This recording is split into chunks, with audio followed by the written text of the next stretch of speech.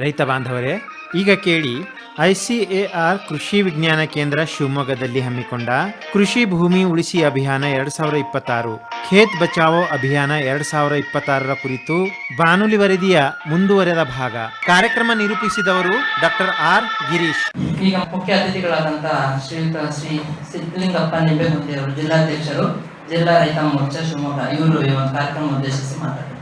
ಈ ಒಂದು ವೇದಿಕೆಯಲ್ಲಿ ಉಪಸ್ಥಿತರಿರ್ತಕ್ಕಂಥ ನಮ್ಮೆಲ್ಲರ ನೆಚ್ಚಿನ ಯುವ ನಾಯಕರು, ಜಿಲ್ಲೆಯ ಸರ್ವಾಂಗೀಣ ಅಭಿವೃದ್ಧಿಯನ್ನು ಮಾಡಿ ಅಭಿವೃದ್ಧಿಯ ಹರಿಕಾರರೆಂದೇ ಖ್ಯಾತನಾಮವನ್ನು ಹೊಂದಿ ಇವತ್ತು ರೈತರ ಬಗ್ಗೆ ವಿಶೇಷವಾದಂಥ ಕಾಳಜಿಯನ್ನು ವಹಿಸಿ 2,500 ಕೋಟಿ ರೂಪಾಯಿಗಳ ನೀರಾವರಿ ಯೋಜನೆಯನ್ನ ರಾಜ್ಯ ಸರ್ಕಾರಕ್ಕೆ ಸಂಪರ್ಕ ಸೇತುವೆಯಾಗಿ ಅದರ ತ್ವರಿತಗತಿಯಲ್ಲಿ ಕಾಮಗಾರಿಯನ್ನು ಪೂರೈಸಿ ಅನುಷ್ಠಾನವನ್ನ ಆಗಿದೆ ಅಂತ ಹೇಳಿದ್ರೆ ಅದಕ್ಕೆ ಸಂಪೂರ್ಣವಾಗಿರ್ತಕ್ಕಂಥ ಫಾಲೋ ಅಪ್ ಅಂತ ಹೇಳಿ ನಾವೇನು ಕರಿತೀವಿ, ಬೆಂಬೆಳದೆ ಆ ಕೆಲಸವನ್ನು ಪೂರೈಸಿ ರೈತರ ಒಡನಾಡಿಯಾಗಿರ್ತಕ್ಕಂಥ ನಮ್ಮೆಲ್ಲರ ನೆಚ್ಚಿನ ಸಂಸದರಾದ ಬೇವೈ ರಾಘವೇಂದ್ರ ಅವರೇ, ಹಾಗೂ ನಮ್ಮ ಉಪಕುಲಪತಿಗಳಾದಂಥ ಜಗದೀಶ್ ಸರ್ ಅವರೇ, ನಮ್ಮೆಲ್ಲರ ಮಾರ್ಗದರ್ಶಕರು ಹಿರಿಯರಾಗಿರ್ತಕ್ಕಂಥ ರುದ್ರೇಗೌಡ್ರೆ, ನಮ್ಮ ಪ್ರಭಾರಿಗಳಾಗಿರ್ತಕ್ಕಂಥ ಜಿಲ್ಲಾ ಕಾರ್ಯದರ್ಶಿಗಳಾದಂಥ ಶ್ರೀನಿವಾಸ್ ಅವರೇ, ಹಾಗೇನೆ ನಮ್ಮೆಲ್ಲರಿಗೂ ಮಾಹಿತಿ ಕೊಡಲು ಆಗಮಿಸಿರ್ತಕ್ಕಂಥ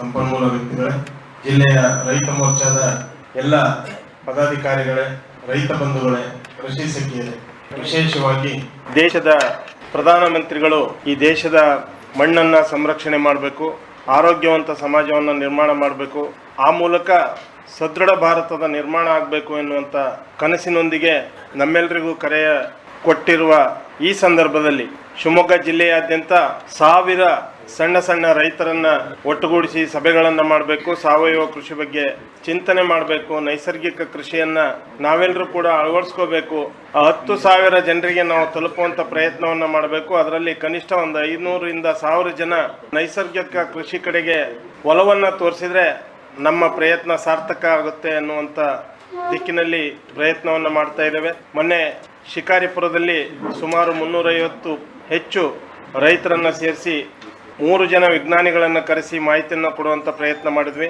ಸೊರಬದಲ್ಲೂ ಕೂಡ ಸುಮಾರು ಒಂದು 200ಕ್ಕೂ ಹೆಚ್ಚಿನ ರೈತರನ್ನು ಕೂಡಿಸಿ ಸಾವಯವ ಕೃಷಿಯನ್ನು ಅಳವಡಿಸ್ಕೊಂಡಿರ್ತಕ್ಕಂಥ ರೈತರ ತೋಟದಲ್ಲಿಯೇ ಒಂದು ಕಾರ್ಯಕ್ರಮವನ್ನು ಮಾಡುವಂಥ ಪ್ರಯತ್ನವನ್ನು ಮಾಡಿದ್ವಿ. ಇವತ್ತು ಪ್ರಮುಖವಾಗಿ ಪದಾಧಿಕಾರಿಗಳಿಗೆ ಮೊದಲು ಮಾಹಿತಿಯನ್ನು ಕೊಡಬೇಕು, ಆ ಮೂಲಕ ಮತಗಟ್ಟೆ ಹಂತಕ್ಕೆ ಗ್ರಾಮಗಳಿಗೆ ತೆರಳಿ ರೈತರನ್ನ ಈ ಒಂದು ಅವೇರ್ನೆಸ್ ಮೂಡಿಸುವಂಥ ಕಾರ್ಯಕ್ರಮವನ್ನು ಮಾಡಬೇಕು ಅಂಥೇಳಿ ವಿಶೇಷವಾಗಿ ಪದಾಧಿಕಾರಿಗಳನ್ನು ಇಲ್ಲಿಗೆ ಕರೆತಂದು ಈ ಒಂದು ಕಾರ್ಯಕ್ರಮವನ್ನು ಯೋಚನೆಯನ್ನು ಮಾಡಿದ್ದೇವೆ.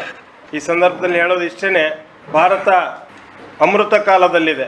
ಸ್ವಾತಂತ್ರ್ಯ ನಂತರದ 75 ವರ್ಷಗಳಿಂದ ಹಿಡಿದು ಇನ್ನು 2047ಕ್ಕೆ 100 ವರ್ಷವನ್ನು ಪೂರೈಸ್ತಾ ಇರ್ತಕ್ಕಂಥ ಸಂದರ್ಭದಲ್ಲಿ ಇವತ್ತು ತಾವೆಲ್ಲ ಗಮನಿಸ್ತಾ ಇದ್ದೀರಿ, ಯುದ್ಧ ಕಾಲದಲ್ಲಿ ಅಂತಾರಾಷ್ಟ್ರೀಯ ಮಟ್ಟದಲ್ಲಿ ಕಚ್ಚಾ ತೈಲದ ಬೆಲೆ ಯಾವ ರೀತಿ ಗಗನಕ್ಕೇರ್ತಾ ಇದೆ.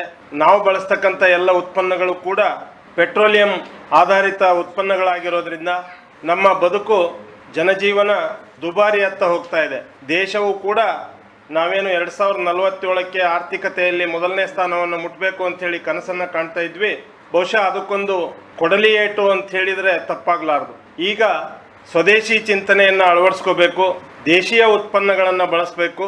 ವಿದೇಶಿಯ ಉತ್ಪನ್ನಗಳ ಮೇಲೆ ಅವಲಂಬಿತವಾದರೆ ಒಂದಲ್ಲ ಒಂದಿನ ನಾವು ಅದರ ಘೋರ ಪರಿಣಾಮವನ್ನು ಎದುರಿಸಬೇಕಾಗುತ್ತದೆ ಎನ್ನುವಂಥ ಚಿಂತನೆಯನ್ನು ಜನಸಾಮಾನ್ಯರಲ್ಲಿ ಮೂಡಿಸಬೇಕು ಅಂಥೇಳಿ ಈ ಒಂದು ಕಾರ್ಯಕ್ರಮವನ್ನು ಆಯೋಜನೆ ಮಾಡಿದ್ದೇವೆ.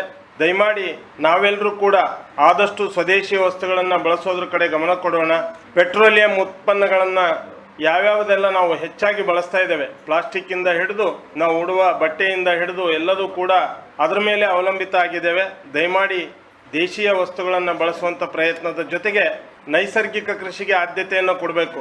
ಇವತ್ತು ಅಗತ್ಯಕ್ಕಿಂತ ಹೆಚ್ಚಾಗಿ ನಾವು ಮಣ್ಣಿಗೆ ಅತಿಯಾದ ಇಳುವರಿಯನ್ನು ಪಡೆಯುವ ಆತುರದಲ್ಲಿ ಸಾಕಷ್ಟು ವಿಷವನ್ನು ಉಣಿಸ್ತಾ ಇದ್ದೇವೆ. ಸಾಕಷ್ಟು ಸವಾಲುಗಳು ಕೂಡ ರೈತರ ಕಣ್ಮುಂದಿದೆ. ಇವತ್ತು ನಮಗೆ ಒಂದು ರೀತಿಯ ಕೃಷಿ ವಿಶ್ವವಿದ್ಯಾಲಯವನ್ನೇ ನಮ್ಮ ಜಿಲ್ಲೆಗೆ ತಂದು ಕೊಟ್ಟನು ನಮಗೆಲ್ರಿಗೂ ಸಾಕಷ್ಟು ಸಹಕಾರಿಯಾಗುವ ರೀತಿಯಲ್ಲಿ ಮಾನ್ಯ ಯಡಿಯೂರಪ್ಪನವರು ಏನು ಅವರ ದೂರದ ಚಿಂತನೆಯನ್ನು ನಮಗೆಲ್ರಿಗೂ ಕೊಟ್ಟಿದ್ದಾರೆ.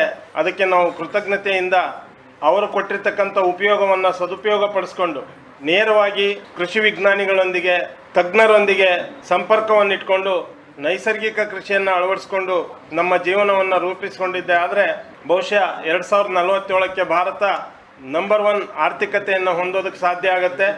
ಆ ಮೂಲಕ ಸದೃಢ ಸಮಾಜದ ನಿರ್ಮಾಣ ಹಾಗೆಯೇ ಸದೃಢ ಭಾರತದ ನಿರ್ಮಾಣದ ಕನಸು ನನಸಾಗ್ತದೆ ಎನ್ನುವ ಆಶಯದೊಂದಿಗೆ ಇಂಥ 10 ಹಲವು ಕಾರ್ಯಕ್ರಮಗಳು ಎಲ್ಲ ಮಂಡಲದಲ್ಲೂ ಕೂಡ ಈ ರೀತಿಯ ಕಾರ್ಯಕ್ರಮಗಳನ್ನು ನಾವೆಲ್ಲ ಸೇರಿ ಮಾಡಬೇಕು. ಗ್ರಾಮಗಳಿಗೆ ನಮ್ಮೆಲ್ಲ ಪದಾಧಿಕಾರಿಗಳು 10 ರಿಂದ 15 ಜನ ಕೂಡಿದರೆ ಸಾಕು. ಅಲ್ಲಿ ಸಾವಯವ ಕೃಷಿಯ ಮಹತ್ವವನ್ನು ಹೇಳಬೇಕು, ನೈಸರ್ಗಿಕ ಕೃಷಿಯ ಮಹತ್ವವನ್ನು ಹೇಳಬೇಕು, ಸಮಗ್ರ ಕೃಷಿಯನ್ನು ನಾವೆಲ್ಲರೂ ಅಳವಡಿಸ್ಕೋಬೇಕು ಅಂಥೇಳಿ ಆ ಚಿಂತನೆಯನ್ನು ಜನಸಾಮಾನ್ಯರಿಗೆ ಮುಟ್ಟಿಸುವಂಥ ಪ್ರಯತ್ನದಲ್ಲಿ ನಾವು ನೀವು ಸೇರಿ ಭಾಗಿಯಾಗೋಣ. ನರೇಂದ್ರ ಮೋದಿ ಅವರು ಕಂಡಂಥ ಕನಸು ನನಸು ಮಾಡುವಂಥ ಹೆಜ್ಜೆಯಲ್ಲಿ ನಾವು ಕೂಡ ಹೆಜ್ಜೆಯನ್ನು ಹಾಕೋಣ ಎನ್ನುವ ಮಾತನ್ನು ಹೇಳಿ ಪ್ರಾಸ್ತಾವಿಕವಾಗಿ ಮಾತನಾಡಲು ಅವಕಾಶ ಮಾಡಿಕೊಟ್ಟಿರ್ತಕ್ಕಂಥ ವೇದಿಕೆ ಮೇಲಿರ್ತಕ್ಕಂಥ ಹಿರಿಯರಿಗೆ ತಮ್ಮೆಲ್ಲರಿಗೂ ಕೂಡ ಹೃತ್ಪೂರ್ವಕವಾಗಿ ವಂದನೆ ಅಭಿನಂದನೆ ತಿಳಿಸಿ ನನ್ನ ಮಾತನ್ನು ಮುಗಿಸ್ತಾ ಇದ್ದೇನೆ. ಜೈ ಜವಾನ್ ಜೈ ಕಿಸಾನ್. ಈ ಒಂದು ಕಾರ್ಯಕ್ರಮನ ಉದ್ದೇಶಿಸಿ ಸ್ವದೇಶಿ ವಸ್ತುಗಳನ್ನ ಹೆಚ್ಚಾಗಿ ಬಳಸೋಣ, ಆದಷ್ಟು ನಾವು ರಾಸಾಯನಿಕ ಪದಾರ್ಥ ಕಡಿಮೆ ಮಾಡೋಣ ತಿಳಿಸ್ಕೊಟ್ಟಂತ ಶ್ರೀಯುತ ಸಿದ್ಧಲಿಂಗಪ್ಪ ನಿಂಬೇಗುಂದಿ ಜಿಲ್ಲಾಧ್ಯಕ್ಷರು ಅವರಿಗೆ ನಾನು ನಿಮ್ಮೆಲ್ಲರ ಪರವಾಗಿ ಹಾಗೂ ನಮ್ಮ ವಿಶ್ವವಿದ್ಯಾಲಯ ಪ್ರತಿಯೊಂದು ವಂದನೆಗಳು ಸಲ್ಲಿಸ್ತೇನೆ ಸರ್. ಈಗ ಈ ಒಂದು ಕಾರ್ಯಕ್ರಮನ ಅಧ್ಯಕ್ಷತೆಯನ್ನು ವಹಿಸಿರುವಂತ ನಮ್ಮ ವಿಶ್ವವಿದ್ಯಾಲಯ ಗೌರವಂತ ಕುಲಪತಿಗಳಾದ doctor R C Jagadish sir ಅವರು ಈ ಕಾರ್ಯಕ್ರಮ ಉದ್ದೇಶಿಸಿ ಮಾತನಾಡುತ್ತಾರೆ. ಎಲ್ಲರಿಗೂ ನಮಸ್ಕಾರಗಳು. ಕೆಳದಿ ಶಿವಪ್ಪ ನಾಯಕ ಕೃಷಿ ಮತ್ತು ತೋಟಗಾರಿಕಾ ವಿಜ್ಞಾನಗಳ ವಿಶ್ವವಿದ್ಯಾಲಯ ಶಿವಮೊಗ್ಗದ ವತಿಯಿಂದ ಎಲ್ಲ ರೈತ ಬಾಂಧವರಿಗೂ ಹಾರ್ದಿಕ ಸ್ವಾಗತವನ್ನು ಕೊಡ್ತೇನೆ. ಇವತ್ತಿನ ಈ ಕಾರ್ಯಕ್ರಮ ಕೃಷಿ ಭೂಮಿ ಉಳಿಸಿ ಅಭಿಯಾನವನ್ನು ನಾವು ನಮ್ಮ ವಿಶ್ವವಿದ್ಯಾಲಯ ಮತ್ತು ಜಿಲ್ಲಾ ಬಿಜೆಪಿ ರೈತ ಮೋರ್ಚಾ ಶಿವಮೊಗ್ಗದ ವತಿಯಿಂದ ಇಲ್ಲಿ ನಡೆಸ್ತಾ ಇದ್ದೇವೆ. ಇಂದಿನ ವಿಚಾರ ಸಾವಯವ ಕೃಷಿ ಮತ್ತು ಅದರ ಬಗ್ಗೆ ಸಾಧಕ ಬಾಧಕಗಳ ಬಗ್ಗೆ ನಾವು ಆಮೇಲೆ ಚರ್ಚೆ ಮಾಡೋಣ.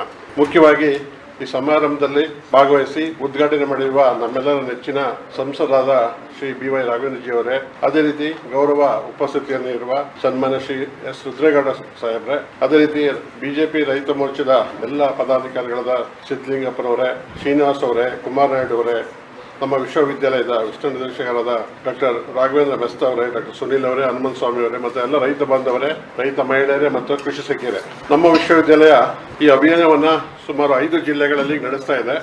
ಇದೇ ರೀತಿ ಪ್ರತಿಯೊಂದು ದಿವಸ ಪ್ರತಿ ರೈತರ ಗ್ರಾಮಗಳಲ್ಲಿ ಕೃಷಿಯ ಬಗ್ಗೆ, ಎಸ್ಪೆಷಲಿ ಭೂಮಿಯನ್ನು ಯಾವ ರೀತಿ ನಾವು ಸಮತೋಲನವನ್ನು ಕಾಪಾಡಬೇಕು, ಮಣ್ಣಿನ ಆರೋಗ್ಯವನ್ನು ಕಾಪಾಡಬೇಕು, ಮಣ್ಣಿನಲ್ಲಿರುವ ಸಾರಾಂಶಗಳನ್ನು ನಾವು ಹೇಗೆ ಕಾಪಾಡಬೇಕು ಅನ್ನೋ ಬಗ್ಗೆ ಸುದೀರ್ಘವಾದ ಚರ್ಚೆಯನ್ನು ರೈತರ ಜೊತೆಗೆ ನಾವು ಮಾಡ್ತಾ ಇದ್ದೀವಿ.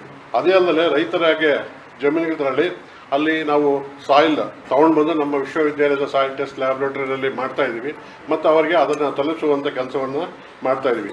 ಇತ್ತಿತ್ತಲಾಗೆ ರೈತರು ಹೆಚ್ಚಿನ ರಾಸಾಯನಿಕಗಳನ್ನು ಮತ್ತು ಅನವಶ್ಯಕದ ಪೀಡನಾಶಕಗಳನ್ನು ಬಳಸೋದು ನಮಗೆ ಕಂಡು ಬಂದಿದೆ.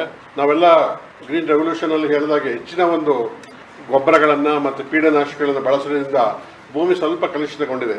ಇತ್ತಿತ್ತಲಾಗೆ ನಾವು ಸಾವಯವ ಕೃಷಿಯನ್ನು ಮತ್ತು ನೈಸರ್ಗಿಕ ಕೃಷಿಯ ಬಗ್ಗೆ ಅನೇಕ ಪಾಠ ಪ್ರವಚನಗಳನ್ನು ಮತ್ತು ರೈತರ ಹೊಲದಲ್ಲೇ ನಾವು ಕೆಲವು ಕಾರ್ಯಕ್ರಮಗಳನ್ನು ಹಾಕ್ಕೊಂಡಿದ್ದೀವಿ. ಈಗಾಗಲೇ ನಾವು ಹೇಳಿದಾಗೆ ಜೈವಿಕ ಗೊಬ್ಬರಗಳ ಬಗ್ಗೆ ನಾವು ಹೆಚ್ಚಿನ ಒಂದು ಮಾಹಿತಿಯನ್ನು ಇಲ್ಲಿ ಕೊಡ್ತಾ ಇದ್ದೀವಿ. ನಮ್ಮ ವಿಶ್ವವಿದ್ಯಾಲಯ ಸುಮಾರು ಪ್ರತಿ ವರ್ಷ 160 ಟನ್ ಜೈವಿಕ ಗೊಬ್ಬರಗಳನ್ನು ಕೊಡ್ತಾ ಇದ್ದೀವಿ. ನಮಗೆ ಭಾಳ ಡಿಮ್ಯಾಂಡ್ ಇದೆ, 1000 ಟನ್ ಮಾಡಬೇಕು. ಯಾಕಂದರೆ ಅಡಿಕೆ ಬೇಕಾಗುತ್ತೆ, ನಮಗೆ ಅದು ಶುಂಠಿಗೆ ಬೇಕಾಗುತ್ತೆ, ಅಷ್ಟು ಪ್ರೊಡಕ್ಷನ್ ಕೆಪಾಸಿಟಿ ನಮಗಿಲ್ಲ. ಕೆಲವು 3 ಜನ ವಿಜ್ಞಾನಿ ಇದ್ದಾರೆ, ನಮ್ಮ ವಿದ್ಯಾರ್ಥಿಗಳಿಗೆ ಮಾಡ್ತಾ ಇದ್ದಾರೆ, 1000 ತೋಟಕ್ಕೂ ನಾವು ಕೊಟ್ಟಿದ್ವಿ. ಸೊ ಅದಕ್ಕೂ ಸ್ವಲ್ಪ ನಾವು ಒತ್ತು ಕೊಡಬೇಕು. ಈಗ ಹಸಿರೆಲ್ಲ ಗೊಬ್ಬರಗಳನ್ನು ಹಾಕೋದು ಭಾಳ ಕಡಿಮೆ ಆಗಿದೆ. ಹಸಿರೆಲ್ಲ ಗೊಬ್ಬರ ಬೀಜನೇ ಸಿಗ್ತಾ ಇಲ್ಲ. ನಮಗೊಂದು 2 ಟನ್ ನಾವು ಮಾಡ್ತೀವಿ, 2 ಟನ್ನು ರೈತರು ಹಾಗೆ ತಗೊಂಡೋಗ್ತಾರೆ. ಮತ್ತು ಹೆಚ್ಚಾಗಿ ನಾವು ಜೈವಿಕ ಪೀಡನಾಶಕಗಳ ಬಗ್ಗೆ ಹೆಚ್ಚಿನ ಒಂದು ಕಾರ್ಯಕ್ರಮವನ್ನು ಹಾಕ್ಕೊಡ್ತೀವಿ. ಯಾಕೆ ನಮ್ಮ ಮಲೆನಾಡು ಆಗಿರೋದ್ರಿಂದ ಕೆಲವೊಂದು ಸಸ್ಯ ಸಂಕುಲಗಳಿದ್ದಾವೆ, ಅವನ್ನ ನಾವು ಕಷಾಯಗಳನ್ನು ಮಾಡೋ ಮೂಲಕ ಅದನ್ನು ರೈತ ಮಾಡಿದ್ರೆ ತಡೆಗಟ್ಟಕ್ಕಂತ ಆಗಲ್ಲ, ಬಟ್ ಕಂಟ್ರೋಲ್ ಅಂತೂ ನಾವು ಮಾಡ್ಬೋದು. ಆಮೇಲೆ ಮಣ್ಣು ಪರೀಕ್ಷೆ ಆಧಾರದ ಮೇಲೆ ನಾವು ರಸಗೊಬ್ಬರಗಳನ್ನು ಮಾಡಬೇಕಾಗ್ತದೆ. ಮಣ್ಣಿನ ಫಲವತ್ತತೆ ಬಗ್ಗೆ ಮಾಹಿತಿಯನ್ನು ಕೊಡ್ತಾ ಇದ್ವಿ. ಈಗ ಇಂಗಾಲದ ಅಂಶ ನಮ್ಮ ಆಕಾಶದಲ್ಲಿ 72% ಇದೆ. ಅದನ್ನು ಭೂಮಿ ಸೇರಿಸ್ಬಿಟ್ರೆ ನಮ್ಮ ಫಲವತ್ತತೆ ಜಾಸ್ತಿ ಆಗಿಬಿಡುತ್ತೆ. ಅದಕ್ಕೆ ಈಗ ಹೊಸ ಮೈಕ್ರೋಬ್ಸು ನಮಗೆ ಬಂದಿದ್ದಾವೆ, ಅವನ್ನ ನಾವು ಹಿಡಿದಿಡಬೇಕು. ಆಮೇಲೆ ನೈಟ್ರೋಜನ್ ಹೆಚ್ಚಿಗೆ ಬಳಸಲಾಗೆ ನಾವು ಹೊಸ ಮೈಕ್ರೋಬ್ಸನ್ನೇ ಕಂಡುಹಿಡ್ತೀವಿ. ಆಮೇಲೆ ಈಗ ನಮ್ಮೇಲೆ ಏನಾಗುತ್ತೆ ಅಂದರೆ, ನಮ್ಮ ಕರ್ನಾಟಕದಲ್ಲಿ 16 ಲಕ್ಷ ಟನ್ನು ನಾವು ಅಡಿಕೆ ಸಿಪ್ಪೆನ ಸುಡ್ತಾ ಇದ್ದೀವಿ ಸರ್. ಅದನ್ನು ನಾವು ಗೊಬ್ಬರ ಮಾಡೋದ್ರಿಂದ ಈಗ 8 ಲಕ್ಷ ಟನ್ ನಾವು ಆಲ್ರೆಡಿ ಅದನ್ನು ಗೊಬ್ಬರ ಮಾಡಿ ನಾವು ಕೊಡ್ತೀವಿ. ಅದಕ್ಕೆ ಒಂದು ಸೂಕ್ಷ್ಮ ಜೀವಾಣು ಇದೆ, ಅದನ್ನು ನಾವು ವಿಶ್ವವಿದ್ಯಾಲಯದಲ್ಲಿ 500 ರೂಪಾಯಿ ಒಂದು ಕೊಡ್ತೀವಿ. ಅದನ್ನು ಬಳಸಿದರೆ ಅರ್ಧ ನಮ್ಮದು ಏನು ಹಸಿರೆಲೆ ಗೊಬ್ಬರ ಪ್ರಮಾಣವನ್ನು ನಾವು ಭೂಮಿಗೆ ಸೇರಿಸಬೇಕಾಗ್ತದೆ. ಅದನ್ನು ರೈತರು ಸುಡೋದು ಬಿಟ್ಟು ಅದನ್ನು ನಾವು ಮತ್ತೆ ಗೊಬ್ಬರ ಮಾಡಿ ನಾವು ಹಾಕಬೇಕಾಗ್ತದೆ. ಅದೇ ರೀತಿ ಮಣ್ಣಿನ ಫಲವತ್ತತೆ ಬಗ್ಗೆ ನಾವು ಈಗಾಗಲೇ ನಾವು ಕಾರ್ಯಕ್ರಮಗಳನ್ನು ಮಾಡಿದ್ವಿ. ಪೋಷಕಾಂಶಗಳ ನಿರ್ವಹಣೆ ಬಗ್ಗೆ ಮಾಡ್ತೀವಿ. ಅದೇ ಅಲ್ಲದೆ ಬೇರೆ ಬೇರೆ ಬೆಳೆಗಳ ಬಗ್ಗೆ ನಾವು ಸಂಶೋಧನೆ ಮಾಡ್ತೀವಿ. ನಮ್ಮ ವಿಶ್ವವಿದ್ಯಾಲಯದಲ್ಲಿ 92 ಬೆಳೆಗಳ ಬಗ್ಗೆ ನಾವು ಸಂಶೋಧನೆ ಮಾಡ್ತೀವಿ. 798 ಎಕ್ಸ್ಪೆರಿಮೆಂಟ್ಸ್ ಮಾಡ್ತಾ ಇದ್ವಿ. ಇಲ್ಲಿ ತೋಟಗಾರಿಕೆ ಬೆಳೆಗಳು ಬಂತು, ಆಮೇಲೆ ಕೃಷಿ ಬೆಳೆಗಳು ಬಂತು, ಮತ್ತು ಅರಣ್ಯ ಬೆಳೆಗಳ ಬಗ್ಗೆ ನಾವು ಸಂಶೋಧನೆ ಮಾಡ್ತೀವಿ. ನಾವು ಹೆಚ್ಚಾಗಿ ಸಮಗ್ರ ಕೃಷಿ ಪದ್ಧತಿ ಮತ್ತು ನೈಸರ್ಗಿಕ ಕೃಷಿ ಪದ್ಧತಿಯನ್ನು ತೋಟಗಾರಿಕೆ ಬೆಳೆಗಳಿಗೆ ನಾವು ಜಾಸ್ತಿ ಮಾಡ್ತಾ ಇದ್ವಿ. ಈಗ ನಮ್ಮ ರೈತರೆಲ್ಲ ಇಲ್ಲ ಇದ್ದೀರಾ, ಎಲ್ಲರೂ ಅಡಿಕೆ ಬೆಳಿತೀರಾ. ಅಡಿಕೆ ತೋಟದಲ್ಲಿ ಒಂದೇ ಒಂದು ಹಣ್ಣಿನ ಗಿಡ ಇಲ್ಲ. ಸುತ್ತಲೂ ಒಂದು 4 ಹಲಸಿನ ಗಿಡ ಹಾಕೊಳ್ಳಿದ್ದು ಹೇಳ್ತೀನಿ, ಇಲ್ಲ 4 ಅಡಿಕೆದು ನಮಗೆ ಕಡಿಮೆ ಆಗ್ತದೆ ಅಂತ ಹೇಳ್ತಾರೆ. ಸುತ್ತಲೂ ಈಗ ಕಾಳು ಮೆಣಸಿಗೆ ಭಾಳ ಬೇಡಿಕೆ ಇದೆ. ನಾವು 16 ಲಕ್ಷ ಗಿಡ ಮಾಡ್ತಾ ಇದ್ವಿ, ನಮಗೆ 25 ಲಕ್ಷ ಡಿಮ್ಯಾಂಡ್ ಇದೆ. 14 ಲಕ್ಷ ಈ ವರ್ಷ ಮಾಡಿದ್ದೀವಿ. ತೋಟದ ಸುತ್ತಲೂ ನೀವು ಅಕೇಶಿಯ ಹಾಕ್ಕೊಂಡು ನಾವು ಕಾಳು ಮೆಣಸು ಆಗಬೇಕು. ಅಡಿಕೆಗಿಂತ ಜಾಸ್ತಿ ನಮಗೆ ಕಾಳು ಮೆಣಸಿನಲ್ಲಿ ಉತ್ಪಾದನೆ ಆಗುತ್ತೆ ಸರ್. ಮತ್ತು ಏಲಕ್ಕಿಗೆ ಡಿಮ್ಯಾಂಡ್ ಇದೆ, ನಟ್ಮೆಗೆ ಡಿಮ್ಯಾಂಡ್ ಇದೆ, ಆಮೇಲೆ ಮೆಕಡೋನಿಯಾ ಇದೆ. ಒಳ್ಳೊಳ್ಳೆ ಬೆಳೆಗಳು ಈಗ ನಮ್ಮಲ್ಲಿದ್ದಾವೆ. ಅದನ್ನೆಲ್ಲ ನಾವು ಅಡಿಕೆ ತೋಟದ ಸುತ್ತಲೂ ಹಾಕಿದ್ದೀವಿ. ಅಡಿಕೆ ಒಳಗೇನೆ ಹಾಕಬೇಡ ಅಂತ ಹೇಳಿಲ್ಲ. ಆಮೇಲೆ ಈಗ ನಿಮಗೆ ಇತ್ತೀಚಿನಾಗಿ ಏನಾಗಿದೆ ಅಂದರೆ, ನನಗೆ ಗಲ್ಫಲ್ಲಿ ಎಲ್ಲರೂ ಹಡಗು ನಿಲ್ತು ಅಂದರೆ ನಮಗೆ ಎಷ್ಟು ಕಷ್ಟ ಆಗುತ್ತೆ ಅಂತ ನಮಗೆ ಈಗ ಗೊತ್ತಾಗಿದ್ದು. ಮೊದಲು ಗೊತ್ತಿರಲಿಲ್ಲ. ಈಗ ಅದಕ್ಕೆ ಮುಂದೆ ಪರ್ಯಾಯ ಯೋಜನೆಯಾಗಿ ವಿಶ್ವವಿದ್ಯಾಲಯ ಏನು ಥಿಂಕ್ ಮಾಡ್ತಾ ಇದೆ ಅಂದರೆ, ನಮ್ಮ ದೇಶದಲ್ಲಿ 3.5 ಲಕ್ಷ ಎಕರೆ ಪ್ರದೇಶ ತೆಂಗು ಬೆಳೆ ಇದೆ. ತೆಂಗು ಬೆಳೆಯಲ್ಲಿ ನಾವು ಗೆಣಸು ಅಂತ ಹೇಳ್ತೀವಿ, ಸಿಹಿಗೆಣಸು ಅಂತ ಹೇಳ್ತೀವಲ್ಲ, ಸಿಹಿಗೆಣಸನ್ನು ಹಾಕಿದ್ರೆ ಸಹ ನಾವು 3.5 ಲಕ್ಷ ಲೀಟರ್ ಎಥನಾಲನ್ನು ಪ್ರೊಡಕ್ಷನ್ ಮಾಡ್ಬೋದು. ಆ ಎಥನಾಲನ್ನು ಮಾಡಿದರೆ ನಮ್ಮ ರೈತರಿಗೆ 34 ಲಕ್ಷ ಕೋಟಿ ನಮಗೆ ಆದಾಯ ಬರುತ್ತೆ. ಈ ಥರ ಕಾರ್ಯಕ್ರಮಗಳನ್ನು ಕೇಂದ್ರ ಸರ್ಕಾರ ಈಗ ಮಾಡ್ತಾ ಇದೆ. ಬಯೋ ಎಥನಾಲ್ ಮಾಡ್ತಾ ಇದ್ದೀವಿ, ಆಮೇಲೆ ಕಂಪ್ರೆಸ್ಡ್ ಬಯೋಗ್ಯಾಸ್ ಮಾಡ್ತಾ ಇದ್ದೀವಿ. ಇದನ್ನೆಲ್ಲ ಸ್ವಲ್ಪ ಮುಂದೆ ರೈತರಿಗೆ ಮಾಡಬೇಕಾಗ್ತದೆ. ವಿಶ್ವವಿದ್ಯಾಲಯ ಮುಂದೆ ಗೋವಿನ ಜೋಳಕ್ಕೆ ರೇಟ್ ಕಡಿಮೆ ಇದೆ, 1600 1800 ರೂಪಾಯಿ ಇದೆ. ನಾವು ಮುಂದೆ ಹೈ ಎಥನಾಲ್ ಪ್ರೊಡಕ್ಷನ್ ನಾವು ಹೈಬ್ರಿಡನ್ನು ಕಂಡುಹಿಡಿತಾ ಇದ್ವಿ. ಅದಾದ ರೈತರಿಗೆ 3000 ತನಕ ರೇಟ್ ಸಿಗುತ್ತೆ. ಮುಂದಿನ ದಿನಗಳಲ್ಲಿ ಭತ್ತವನ್ನು ಸಹ ನಾವು ಬಯೋಫ್ಯೂಯಲ್ ಆಗಿ ಯೂಸ್ ಮಾಡಬೇಕಾಗ್ತದೆ, ಮತ್ತು ಗೋಂಜಾಳನೂ ಮಾಡಬೇಕಾಗ್ತದೆ, ಮತ್ತು ಗೆಡ್ಡೆ ಗೆಣಸುಗಳು ಅದನ್ನು ಸಹ ನಾವು ಎಥನಾಲ್ ಮಾಡಿದರೆ ವಿದೇಶಿ ವಿನಿಮಯನ ಖರ್ಚು ಮಾಡಬಹುದು. ನಮ್ಮ ರೈತರು ಇನ್ನೂ ಹೆಚ್ಚು ಸ್ವಾವಲಂಬಿಗಳಾಗ್ತಾರೆ ಅಂತ ಹೇಳ್ತಾ, ಆಮೇಲೆ ಯಾವುದೇ ಸಾವಯವ ಪದಾರ್ಥಗಳನ್ನ ವೇಸ್ಟ್ ಮಾಡೋಂಗಿಲ್ಲ ಸರ್. ಏನೇ ಒಂದು ಎಲೆ ಬಿದ್ದರೂ ಒಂದು ಎಲೆಗೆ 1 ರೂಪಾಯಿ ಹೊತ್ತು. ಆ ಎಲೆಯನ್ನು ತಗೊಂಡು ನೀವು ನಿಮ್ಮ ತೋಟಕ್ಕೆ ಹಾಕಿ. ರೋಡ್ ಸೈಡಿನೆಲ್ಲ ಹುಲ್ಲೆಲ್ಲ ಕಟ್ ಮಾಡ್ಕೊಂಡು ನಿಮ್ಮ ತೋಟಕ್ಕೆ ಹಾಕಿ. ಅದೇ ನಿಮ್ಮ ಭೂಮಿಯನ್ನು ಉಳಿಸ್ತದೆ. ಇನ್ನೊಂದು ವಿಚಾರ, ಪ್ರತಿಯೊಬ್ಬರು ಸಹ ಪ್ರತಿ ವರ್ಷ ನಿಮ್ಮ ಮಣ್ಣಿನ ಪರೀಕ್ಷೆಯನ್ನು ಮಾಡಿಸ್ಕೊಳ್ಳೇಬೇಕು. ಎಲ್ಲರೂ ಬ್ಲಡ್ ಟೆಸ್ಟ್ ಮಾಡಿಸ್ತೀರಲ್ಲ, ಎಲ್ಲರೂ ಮಾಡಿಸ್ತೀರಾ. ಅದೇ ಥರ ಮಣ್ಣಿಂದಾಗಿ ಮಾಡಿಸಲ್ಲ.